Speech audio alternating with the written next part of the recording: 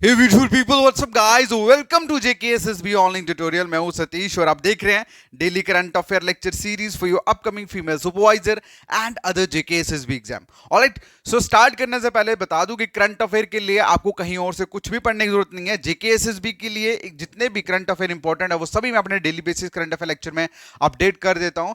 आपका चाहे कोई भी जेकेएसएसबी का एग्जाम हो, मेरे पढ़ाए हुए करंट अफेयर में से आपको बाहर कुछ भी नहीं आएगा।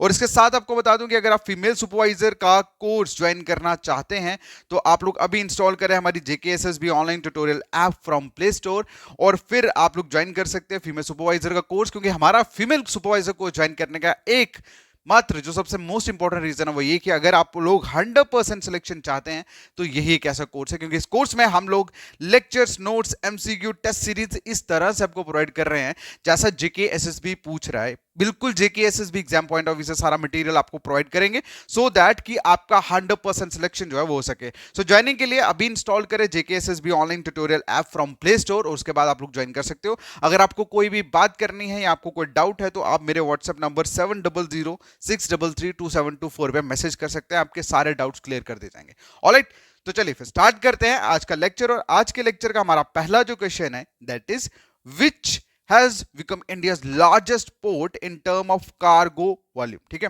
ये आप देख रहे हो ना, ये कार्गो मतलब बड़े बड़े जहां से जिसमें सामान इस कंट्री से दूसरी कंट्री में लेके जाता है उसको बोलते हैं। ठीक है, तो अब क्वेश्चन में ये पूछा गया है कि इंडिया का लार्जेस्ट पोर्ट जो है वो कौन सा बना है in term of cargo volume. Cargo volume का मतलब होता है नंबर्स में, जहां कार्गो जो है वो नंबर्स में, वॉल्यूम में बहुत ज्यादा है।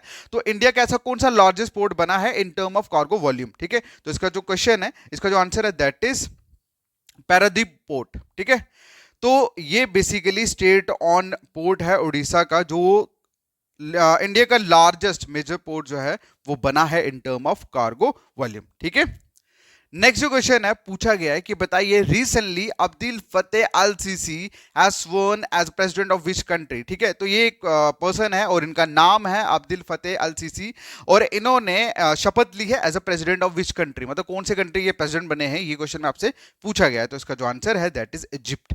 किसके प्रेसिडेंट बने हैं? इजिप्ट के प्रेसिडेंट बने हैं। ओके, और ये थर्ड टाइम, मतलब इनका थर्ड टर्म रहने वाला है as a president of Egypt. अगला जो क्वेश्चन है पूछा गया है कि बताइए who has recently become India top ranked chess player. तो इंडिया के टॉप रैंक चेस प्लेयर जो है वो कौन बने हैं? इसका जो आंसर है दैट इज अर्जुन रिक्से। ठीक है, अर्जुन रिक्से बेसिकली इंडिया के यंग चेस प्लेयर जो है वो बने हैं और इंडिया के टॉप रैंक चेस प्लेयर मतलब बन चुके हैं इस टाइम पे। और इनका अगर हम बेंचमार्क रेटिंग देखें दैट इज 2756 है। ओके, और वहीं पे अगर हम वर्ल्ड की बात करें तो वर्ल्ड में इनकी जो रैंकिंग है वो 9th रैंकिंग पे है, ये वर्ल्ड में 9th रैंक पे है और वहीं पे इंडिया में ये टॉप रैंक पे है एज अ चेस प्लेयर।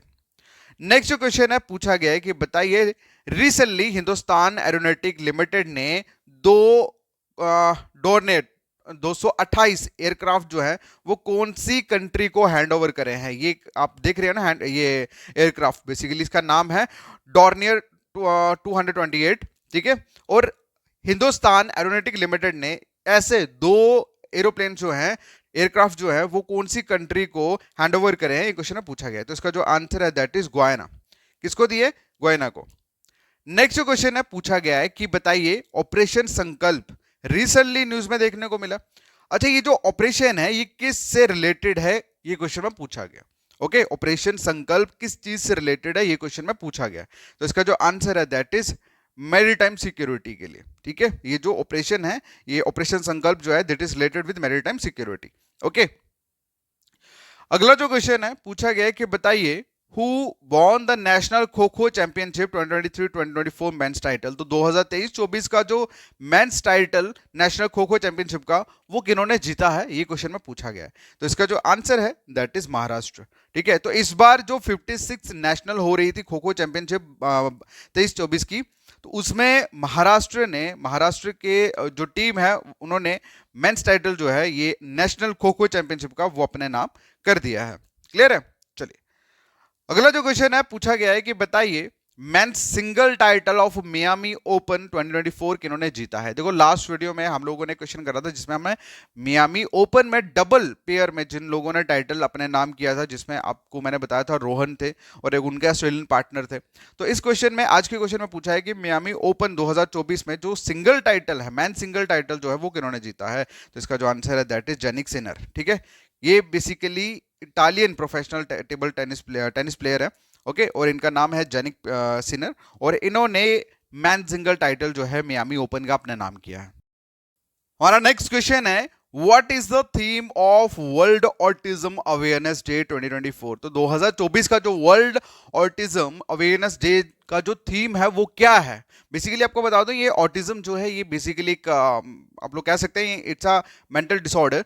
ठीक है, और उस अब 2024 का ये वर्ल्ड, जैसे होता है ना world cancer day, AIDS day, है ना, तो अब ये जो एड्स डे हो गया या ऐसे जो बहुत बड़ी बड़ी बीमारियों के रिलेटेड बनाए जाते हैं, जिसका मेन मकसद होता है लोगों को इस चीज़ के रिलेटेड अवेयर करना, तो हर साल ये दिन मनाए जाते हैं और इन दिन के साथ ना एक स्पेशल थीम जो है वो अटैच की जाती है, सो दैट कि लोग जो हैं उसमें अपना कंट्रीब्यूशन भी करें और लोगों को अवेयरनेस भी हो। तो उसी के रिगार्डिंग ये क्वेश्चन पूछा गया है कि what is the theme of world autism awareness day 2024?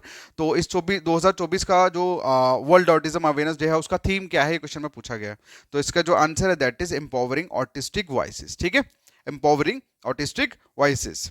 अगला जो क्वेश्चन है पूछा गया है कि बताइए what is Callisto recently seen in the news? तो ये कैलिस्टो ये रिसेंटली न्यूज में देखने को मिला, ये है क्या? क्वेश्चन में ये पूछा गया है। तो इसका जो आंसर है दैट इज यूपिटर मून। क्या आंसर है? यूपिटर मून है ये। अगला जो क्वेश्चन है पूछा गया है कि मातावरी पैरा एंड पचारा रिसेंटली इन दोनों को जीआई टैग जो है वो मिला है। अभी क्वेश्चन में पूछा गया है किस स्टेट से बिलोंग करते हैं। ठीक है, किस स्टेट से बिलोंग करते हैं? इस क्वेश्चन का आंसर आप लोग करोगे कमेंट सेक्शन में। क्लियर है? बाकी मिलता है नेक्स्ट वीडियो में, तब तक के लिए thank you so much, take care, bye bye.